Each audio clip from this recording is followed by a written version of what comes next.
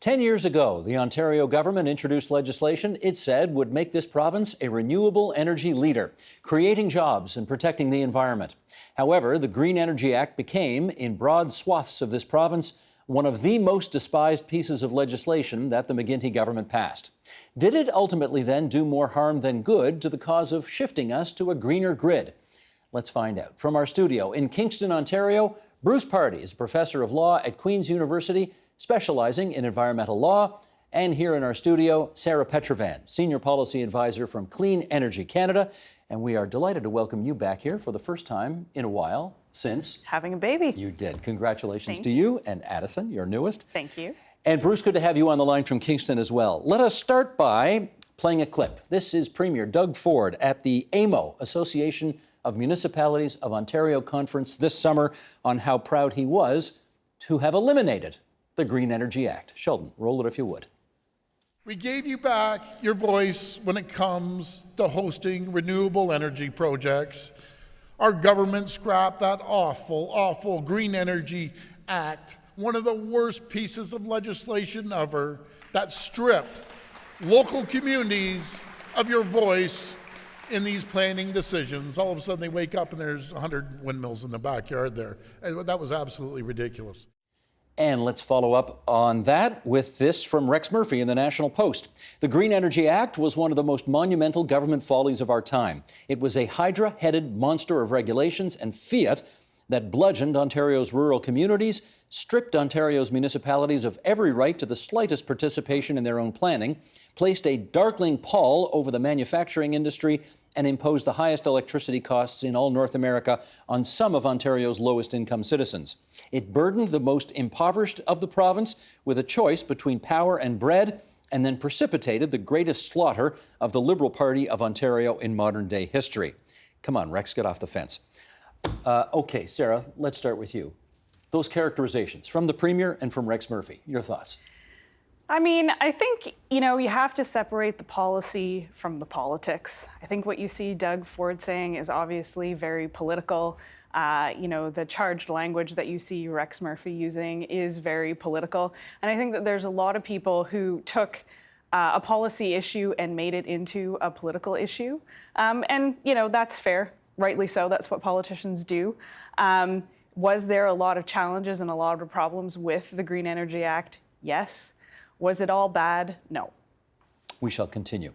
Bruce, how about you? The characterization that you just heard in that clip and on that graphic. I agree with it 100%. Rex is exactly right. And so is Doug Ford in his description. But unfortunately, Doug Ford did not go far enough. He did cancel the Green Energy Act, but the Green Energy Act that he canceled was only part of the larger act that was enacted in 2009. And much of the legislation is still there and is still able to go forward with a new version of these plans if they so wanted. So okay, it's a before bit we of go a there, myth. though, I get you. Yes, Before we okay. go there, let me follow up with this. Would you say that the intention of the McGuinty government to make us world leaders in renewables, to as he described it, pick a lane for environmentalism and for greener energy, would you say that intent was good? No. Steve, this should not be called green energy at all. You should call it elitist energy. It's expensive. It's subsidized. It's not much use. It's got this cachet that elites like to signal their virtue, and best of all, it's in somebody else's backyard. It doesn't deserve the label green energy. It doesn't do that at all. Let me get Sarah on this then. The implementation may not have been fantastic as you described it, but were the intentions in the right place? I think that the intentions were good. I think, again, the challenge was taking intention and translating that into implementation. Back in 2009, Ontario was undergoing a great recession, the biggest recession since the Great Depression.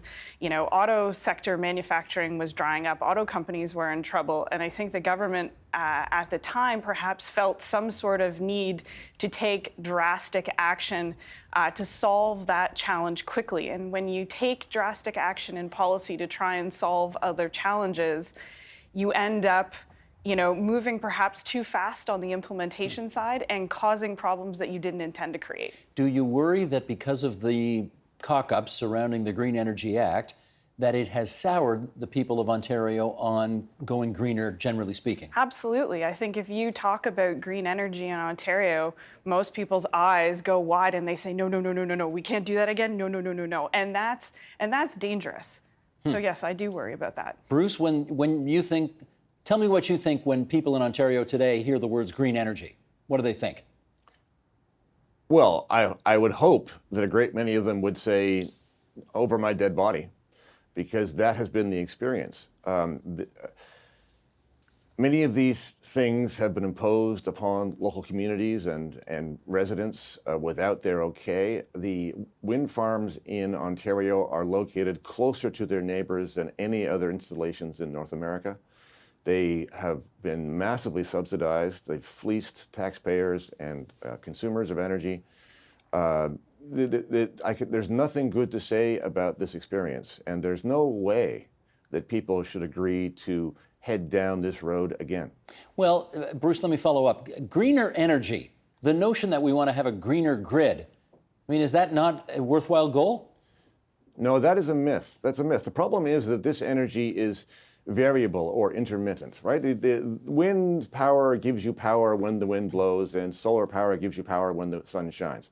And when those two things are not happening, you don't get power from these sources. And that means this: it doesn't replace base load. So the more renewable, so-called renewable energy you put in the system, the more gas-fired power plants you need to back them up.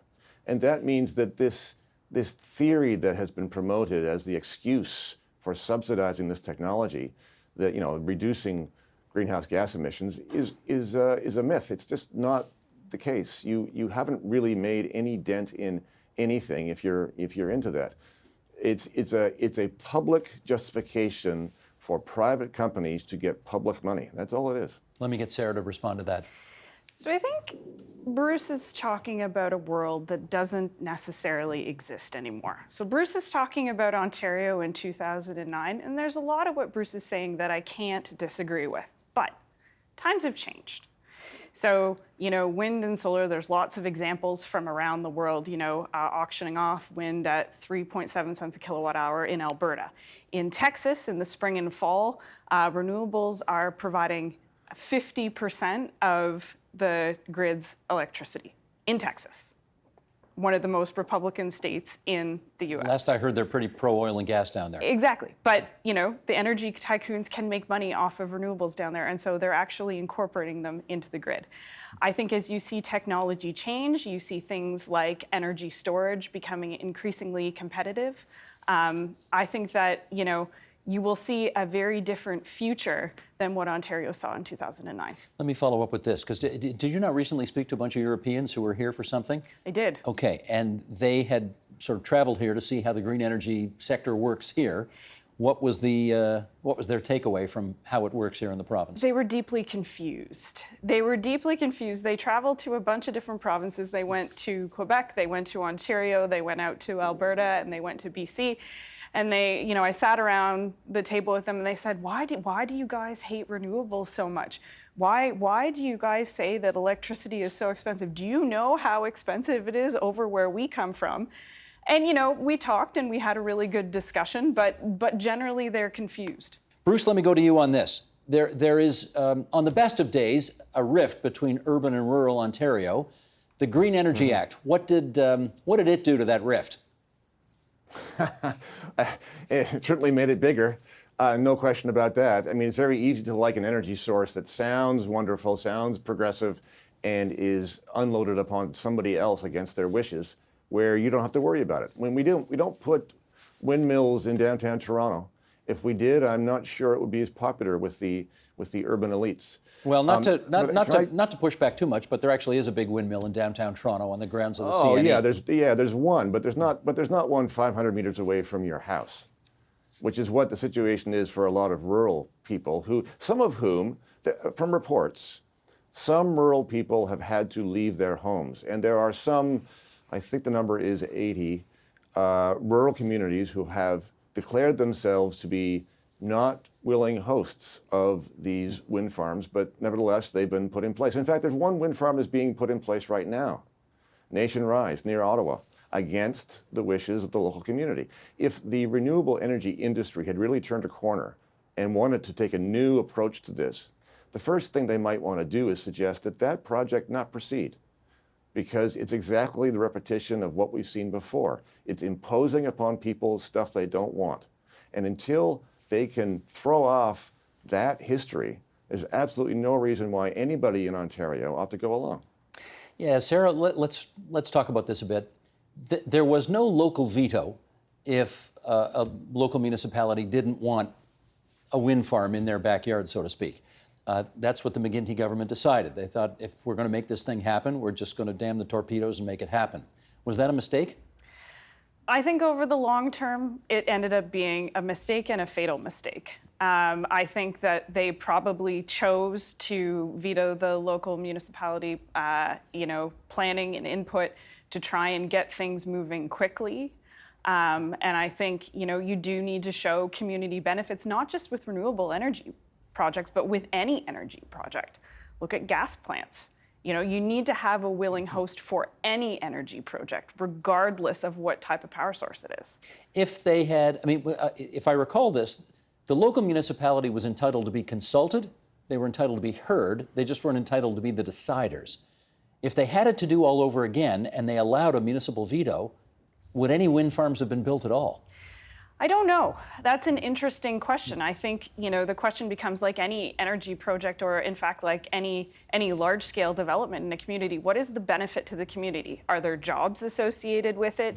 Is, the company making investments in the community? How does it benefit the community which that project is serving? Bruce, how would you answer that? If local municipalities had been allowed to decide, do you think some of them would have opted to take these wind farms? I don't know, Steve. It's possible. But the point is that whatever the answer to that question is, this industry got a special deal. The legal requirements for them are different than for any other industry. The restrictions placed on local communities and residents to object, to appeal, were changed so that the renewable energy industry was not subject to the same kinds of legal requirements as others. And so it's the same story on that side as it is on the pricing side. In all respects, this is not just an industry seeking to compete. This is an industry with a sweetheart deal all around in pricing, in subsidies, in legal requirements, and so on. Well, and again, let me push back on that a bit, in as much as every industry gets some kind of sweetheart deal from some government. There's oil and gas companies that have tax write-offs to do exploration and that kind of thing. So is it fair to pick on the renewables more than them? Let me give you a concrete example. For anybody who wanted to challenge an approval for a wind farm to the Environmental Review Tribunal, the threshold for being able to do that at the tribunal was higher for a wind farm than for any other kind of industry, whether it was a factory or the like. So, I'm okay if you've got the same rules for everybody, and if the industry has to adhere to the same kinds of requirements as all the other industries do. In the case of renewable energy, that was not the case. It is simply not true. Well, let me put, Sarah, to you the other side of the coin, which was, I do remember the McGuinty government offering, at the beginning, admittedly, when it wanted to spur on development, 80 cents a kilowatt hour for people to produce this electricity through renewable energy sources, when it cost them maybe, 15, 20 cents a kilowatt hour to make. That's a pretty sweetheart deal, eh? Yep. And should he have done it? You know what? I don't know. This is Monday morning quarterbacking, admittedly. Time has been, I guess, probably the greatest tell-all for this policy. I think, again, looking at every policy that government chooses to take is a risk. They took a big risk with the Green Energy Act. Did it pay off? I'm not sure it did. How dependent on subsidies from government is the renewable energy sector still today?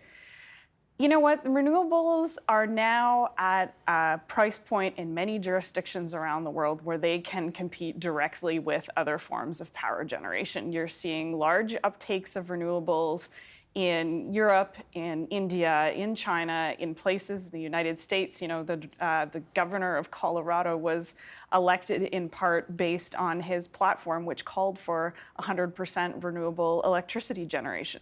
So, you know, there are jurisdictions all over the world and in North America where renewables are cost competitive and lucrative.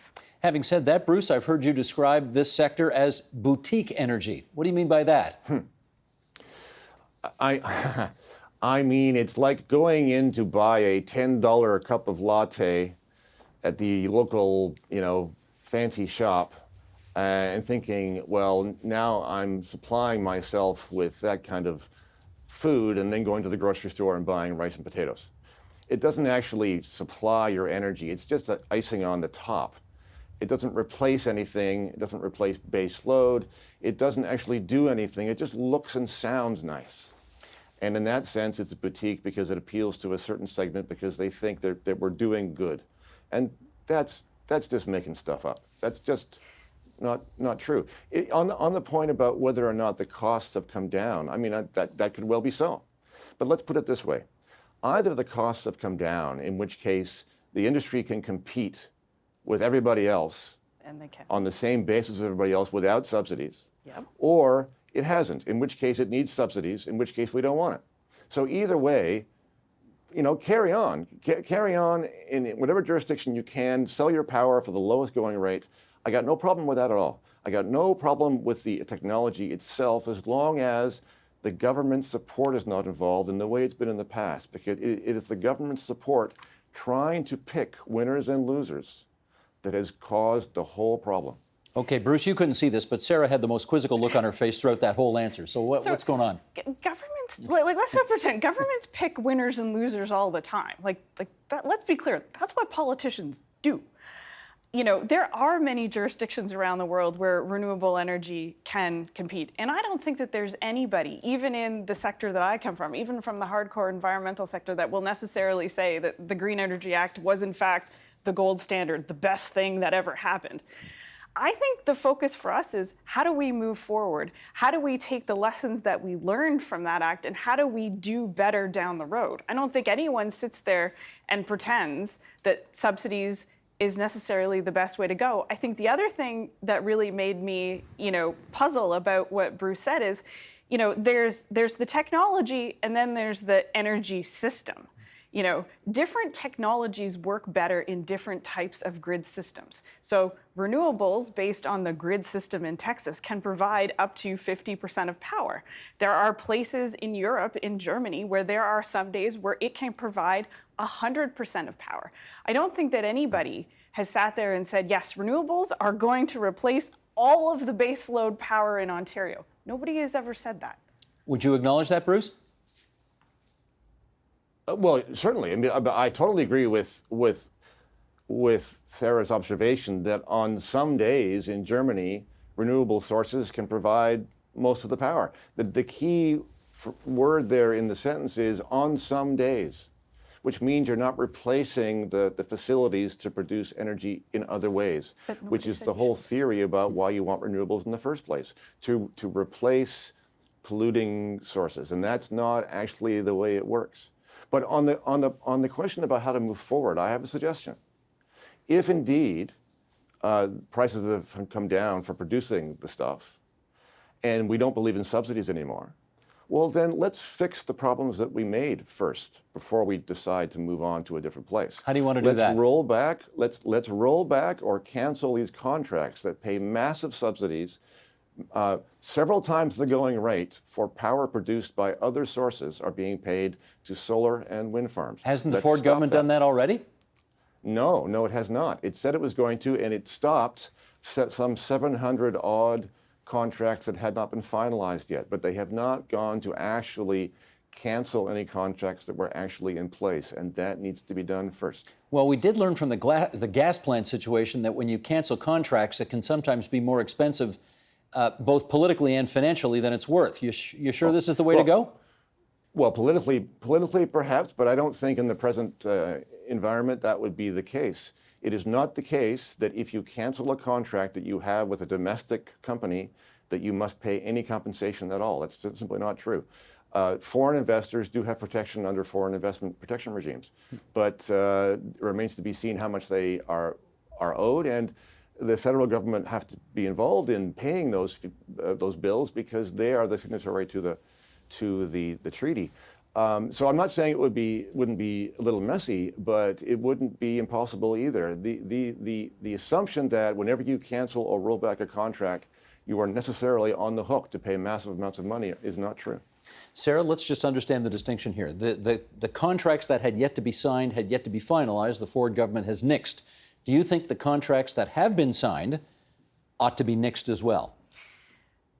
There's always a danger when you start nixing contracts, not necessarily for just green energy investment, but in fact, investment and economics in a province at all.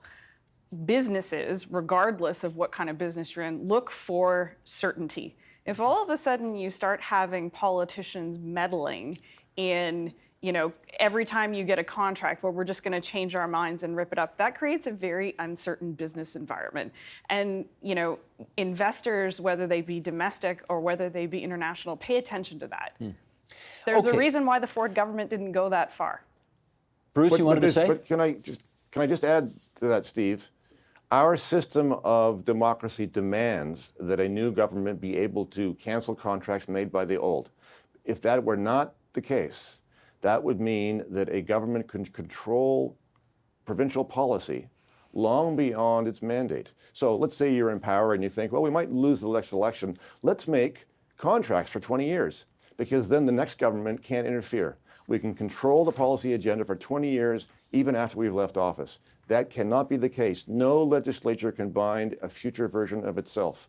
If those contracts establish policy that the new government does not approve of, they must be able to change the contracts because they are the ones who are elected and they have the confidence of the people. Okay, with about 5 minutes to go here, let me put up the electricity sector's favorite chart here to show how actually electricity is generated in the province. And for those of you listening on podcast, and you too, Bruce, who can't see this, I'll describe this.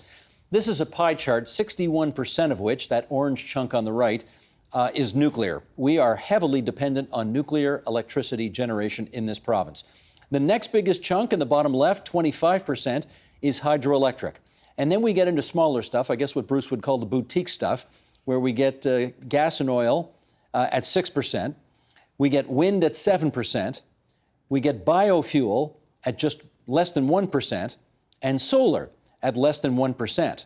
You'll notice absent from that mix is coal, which of course the McGuinty government got rid of, and I don't hear anybody championing to bring, well, almost nobody championing to bring back.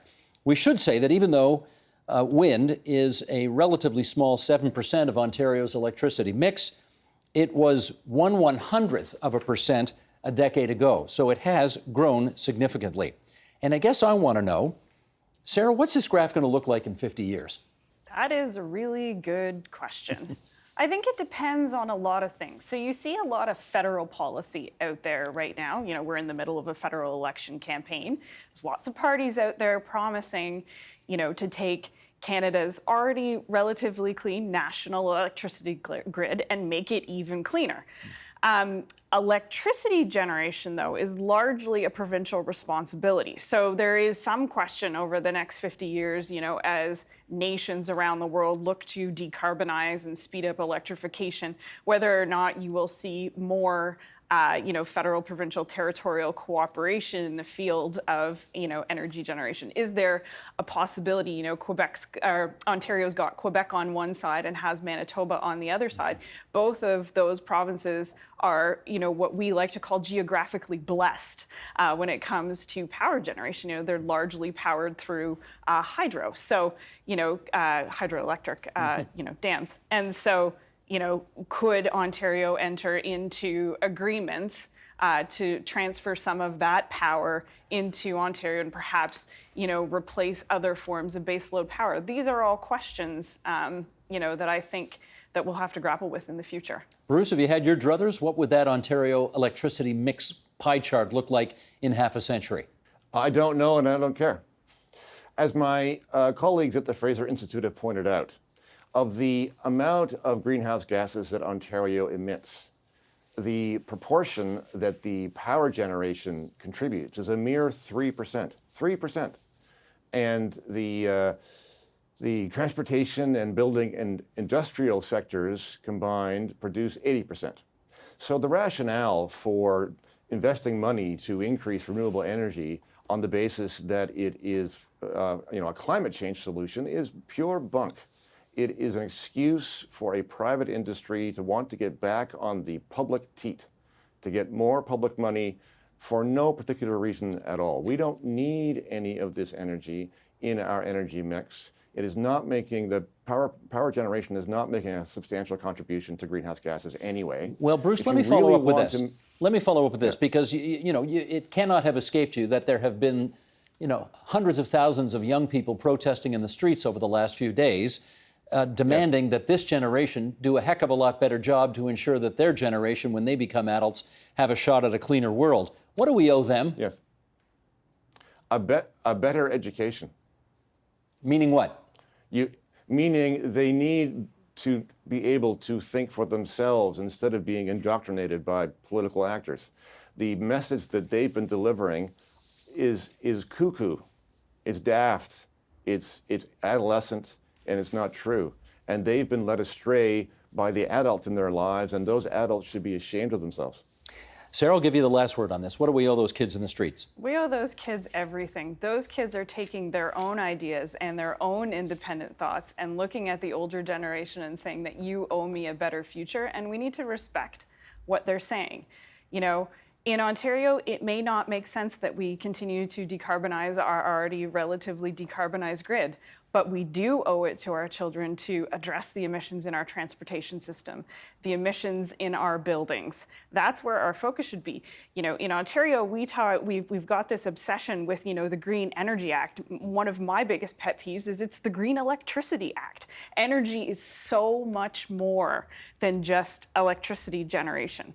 And we owe it to our kids. I owe it to my daughter and my daughter's future to find a way forward to reduce pollution, deliver clean air, deliver clean water. That's the future our kids want, and that's the future that they deserve. You two are an interesting mix of agreeing on some things and completely appalled with each other on other things. And it's one of the reasons why we like to have both of you on the program. Bruce Pardy, Professor of Law at Queen's University, Sarah Petrovan, Senior Policy Advisor, Clean Energy Canada. We're grateful to both of you for coming on to TVO tonight. Thanks.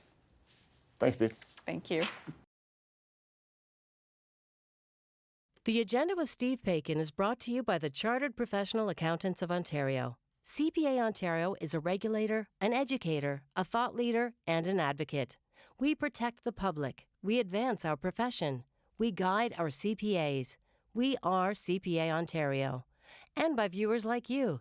Thank you.